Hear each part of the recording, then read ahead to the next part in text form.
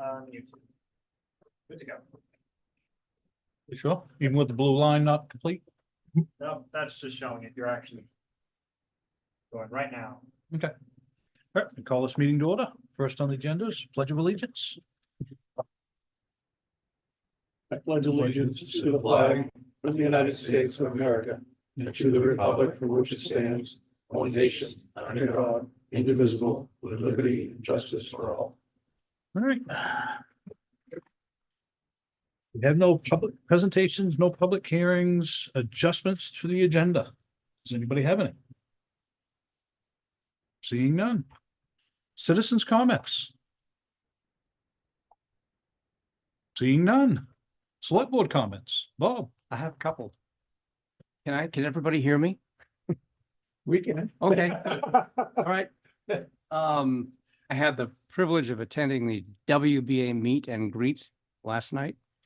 They held it at the Midcoast Conservancy office in Waldoboro. Co-hosts were Midcoast Conservancy and Applecroft Catering. Remember that name. They are good. They're located on Route 1 south of Dell Furniture, where the Well-Tempered Kitchen used to be located. And I think Gail Montgomery still lives there. It's her son that is the chef. He calls himself Chef Shane or Applecroft.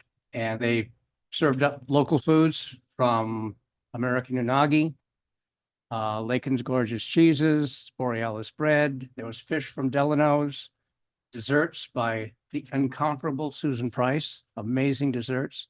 So it was really good. These events are held on the last Monday of each month, and the next one is in April, is going to be hosted by Delano's Seafood on Route 1 in Waldoboro. And Kendall's on the WBA board. So, and then on Friday, May 3rd at 4:30 in this room, we're going to have I'm going to call it a workshop for the moment, to discuss whether or not we have a problem with our trash. We're budgeting more than $1 million in 2025. And I just kind of like to know if people think that's a problem or not. And if they do think it's a problem, I'd love to hear suggestions they might have to make about how we might deal with it. So When is that? May 3rd at 4:30. We're going to have flyers that we're handing out at the transfer station. Everybody will hopefully get the word out. Thanks to Will's sister, Leslie. She did a great job on that. John? Just one quick thing that the RSU 40's budget is online, so any folks out there that has the opportunity to go on their website, you can actually see what some of the items are that'll be going up or vote here, and they typically, correct me if I'm wrong, but they typically have a public hearing / vote at the high school right around mid-May, then it comes to our warrant. June, correct? Yeah, I believe it's mid-May. I can't give you the date, but 15th, 16th, I think it's May 16th, actually, I can tell you in just a second. I certainly encourage everyone to take a good look at it. And be involved. That's all I have. Mike? No, good. Will? I'm good. Town manager. The town manager has a couple of things. At the last meeting, you had asked for an update on the HVAC. Our engineer was here on Friday. He spent most of the morning. He redid the blower test, the blower door test, and the improvements that Public Works made to the building helped significantly on this side of the building. And within the next 3 weeks, he hopes to have an RFP here. I'm going to tell you, he got very technical. Luckily, Will and Bob happened to be here with me and the gentleman. So it's basically when the RFP comes out, we will be able to then take it out to companies and actually get bids on. So we are making progress. He did need to look at a couple of more above the ceilings just to see where things were, because believe it or not, they weren't like they were on the drawings. So, shocker. We just a heads up, Max and I have begun meeting with several of our nonprofit groups about, as we begin discussions on any type of a community center and what that might look like. We met with the childcare collaboration, a collaborative, I believe it was 2 weeks ago, and had a great discussion with them. So we're going to start meeting with the groups that have expressed interest. So that should be a lot of fun in the near future. And I have the most amazing news, and this is what got me distracted yesterday. The state is going to be installing 2 permanent dynamic speed signs downtown. And that is going to be, if you're coming into town from Kaler's, it'll be right past the bridge over the Madomic on the right. And about 5 houses up from the library, 5 buildings up from the library. If you're heading downtown, it'll also be on your right. And they are going to be maintained. They're going to be put in by the DOT and maintained by the DOT. And that is a wonderful thing. How on earth did you convince them to do that? John Daigle has his theory on how I convince people how to do things for us, because he will tell you that that hasn't happened in a very long time. I think we have a great working relationship with the DOT, and we're very communicative of our needs. So I think that that helps. And give you an example, you know, we when 235 was closed, they're going to be installing a 4-way stop there. We were able to take down those trees this past summer. So I think we work well together and we communicate well together. So they are putting them in. I asked for 4 and only got 2, but we got 2. So I think that will be huge. And it's all part of that village partnership that hopefully Max will be getting good news on shortly, that we will really start to see some of those downtown improvements. But this is a nice first step, and it will be in this spring. Oh, And in the first week of April, we have a meeting scheduled up at the Old Augusta Road 220 intersection with representatives who are going to begin the layout for the 4-way stop on Old Augusta Road and 220. So things are happening. It's spring, it's coming, life is good.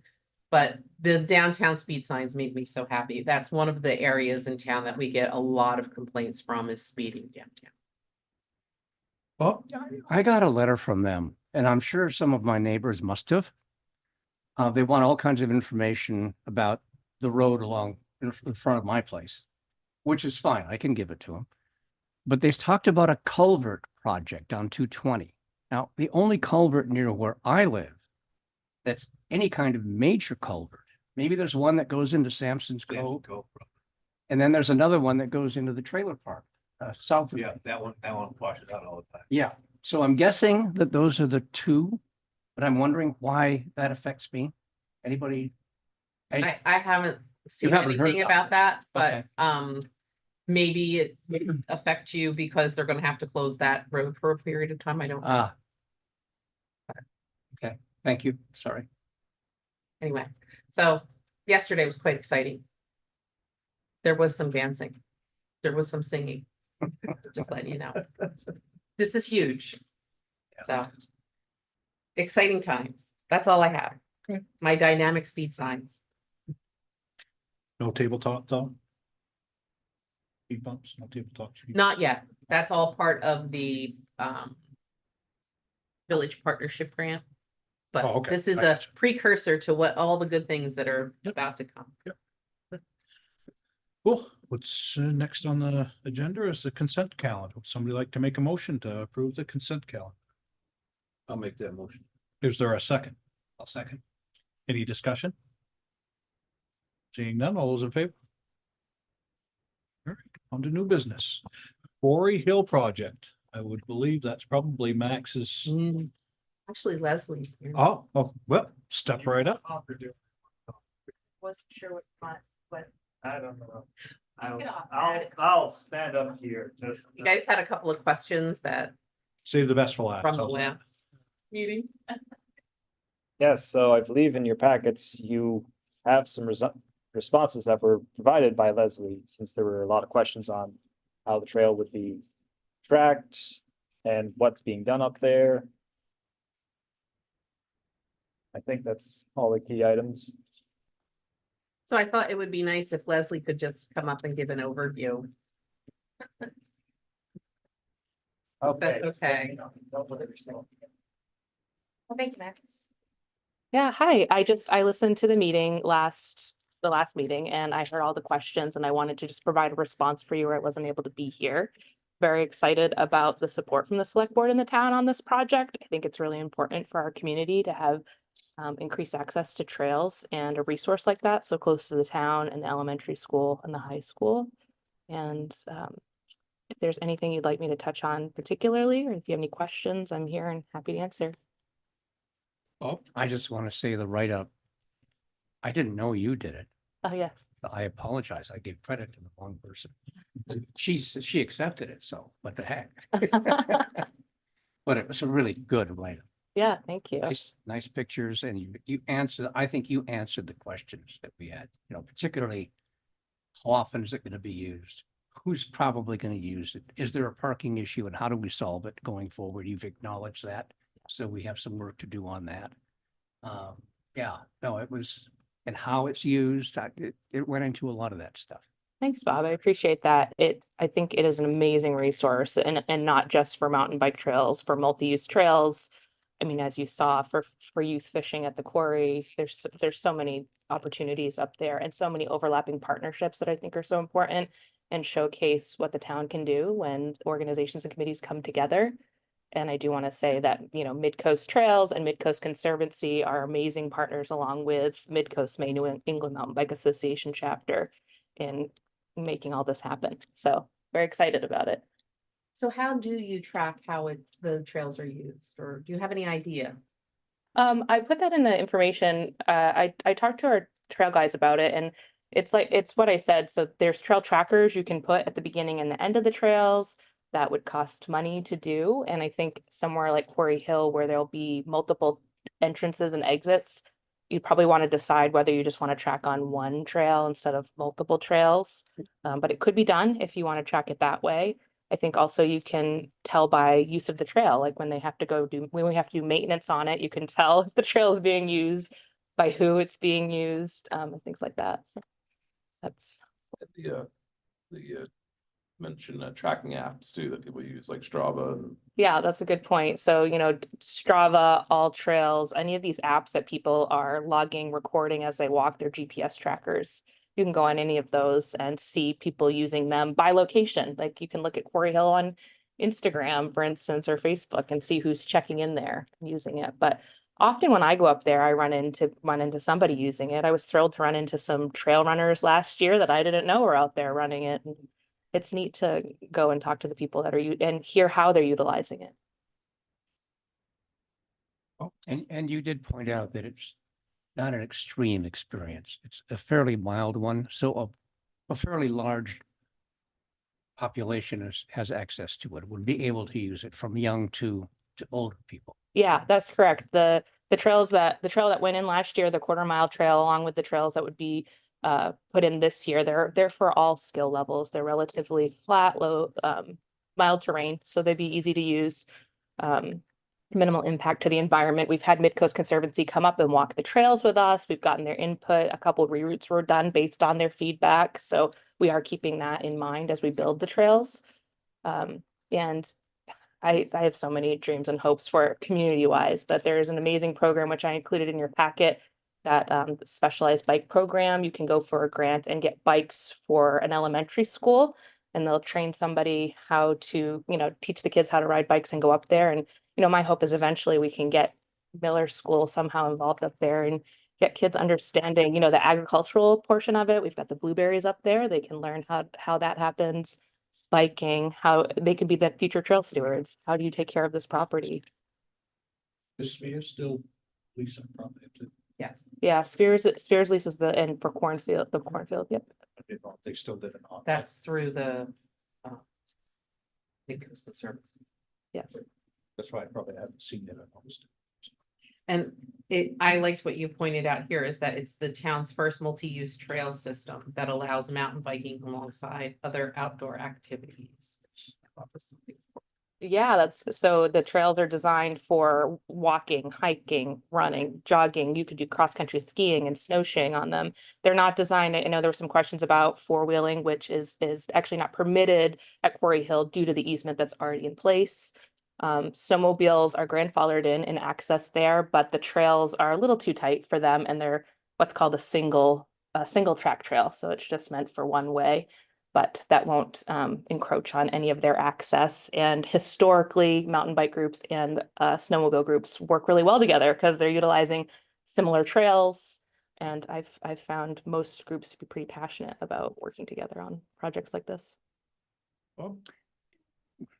Looking to the future, is there any way that this can be integrated or connected to our existing trails, or is it just is that a fantasy? I mean, geographically, is there any way of connecting in?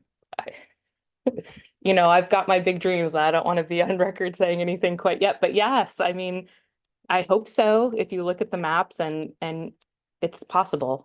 It's a lot of work and it'd be down the line working with private landowners to connect it, but wouldn't it be wonderful to have a trail system that goes all the way from town up there for access for our community?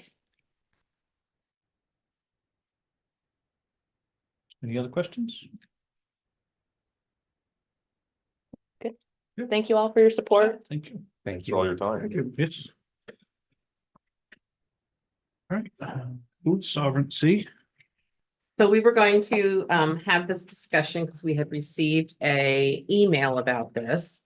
And Stephen is here tonight, but he is not prepared to come up and address the board. They're working to contact other interested parties in the town before they come before the board and talk about it. But I just wanted to, because I was told to keep it on the agenda, I didn't want anybody to think it's been forgotten or that nobody is interested. They're just working with other individuals within the community to build this grassroots effort and then come before the board or do a citizens petition to place it on the November ballot warrants. Bob? I do hope that they get together and come to talk to us before it goes on the warrant. And I am curious about what prompted this interest in the food sovereignty ordinance for this town. I know other towns have it, and what you've provided to us is a sample from one of our neighboring towns. But I'm just wondering what gave the impetus to that? It's more of an acknowledgement of fundamental freedoms that are already established in constitutional stuff like that. But moreover, when the state passed its constitutional food sovereignty package, it was pretty limited in its scope and only applied to certain specific examples and didn't open that up to a broader area. So you'll find that some of the town ordinances under home rule have broadened that scope a little bit more for people who are not corporations. So most of the languages of agriculture are geared towards corporations and not the really small farmer who's trying to get up off the ground. And local food ordinances protect those people for inter-neighbor bartering, inter-neighbor trading, things like that, where they are exempt from certain regulations because of the town charters protecting them. And there's case law that's pending in some of the towns where the states try to challenge individuals that are established under the food sovereignty protection. So it's helpful for them when they're embattled in some of these disputes. So that's the premise behind why I think it's necessary. I think that every town should have one. Because in the absence of one, it's just the status quo. And more, you'll find the control of the food system is giant corporations. And so we need to be more dependent on local resources in the event that such supply chain problems are developing. That the more small agricultural projects that you have going on, then you have some stability for food security in your community. So why not give the extra protection? So That's the premise. Thank you. And I'm sure you'll hear more about it in the future. Yeah. Yeah, I mean, there's a few other farmers that we're already speaking to. Who has said that they've already thought about it, just haven't made the effort. So. This is kind of inspiring a few of them to say, well, now's a better time than any. So, hopefully we'll get some help in it and start a grassroots thing. And so I want to be like the one guy in town that cares about it. So that's not what I'm about to do. And a lot of people just say, well, I don't see why you really need it, because you got, the constitutional amendment, but it's not. They're two different animals, and one's more inclusive at the local level. So I've learned a lot about it just by talking to other towns that have it and why they instituted it, and some of the people who wrote those and some of their motivations behind it. And I'm like, so it all kind of died out when the state took over the agenda, but they kind of stripped a lot of the powers out of there by the time it gets through all the committees and everything. So it's not really a dead issue. That's all I really have, but I mean, I have a lot more to say when I get out there and start gathering my people. Any other Thank you, questions? Stephen. Yeah. All right, we'll move along. Committee appointments. You do it. Well, I'll do it. Well, excuse me. We have three applicants for town committees. Michael Amico is here. Dr. Michael Amico, who's here, who wants to be on the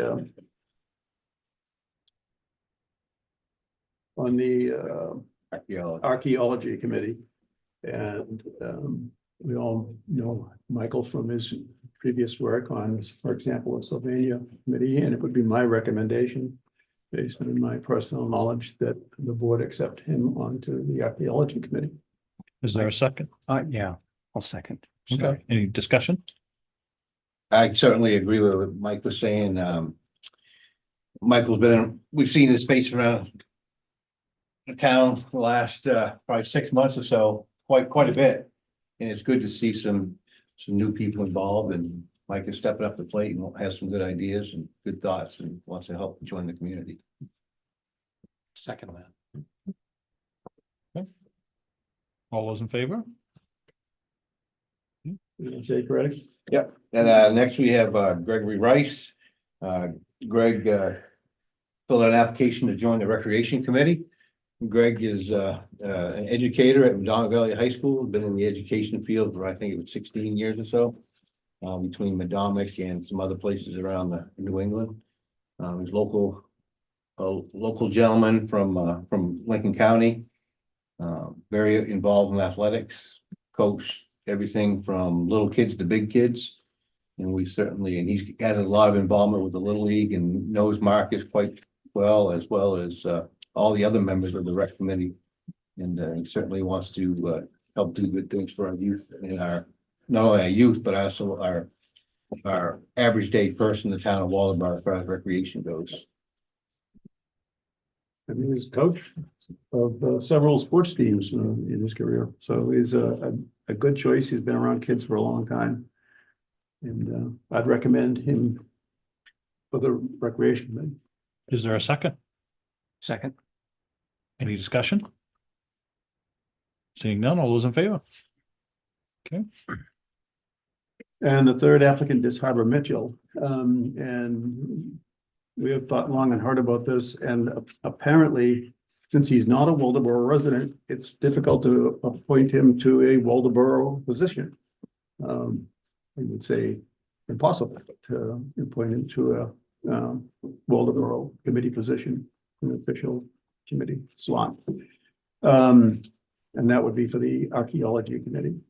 That said, I mean, he provided a resume several pages long of archaeology work, and he is really well qualified and competent to be on the committee, and it's really unfortunate, but he really can't be.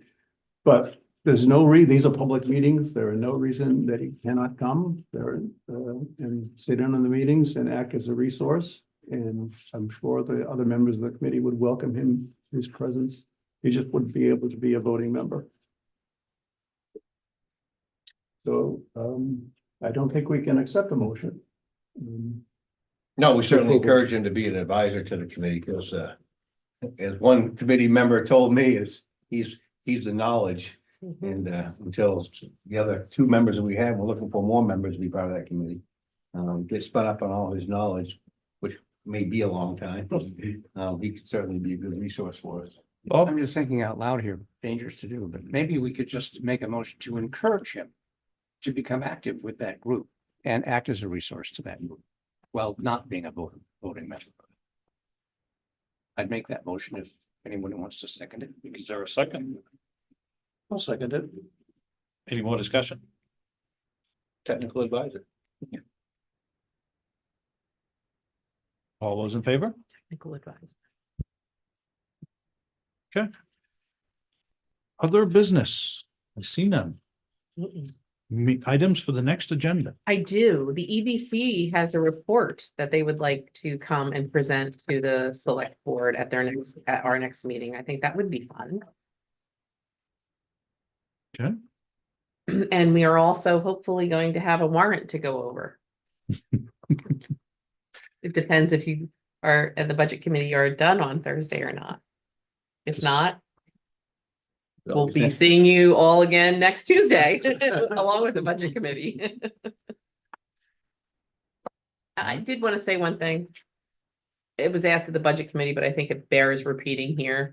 When we were going over the planning and development budget committee, somebody asked the question about how much Maximilian is actually gotten for the town.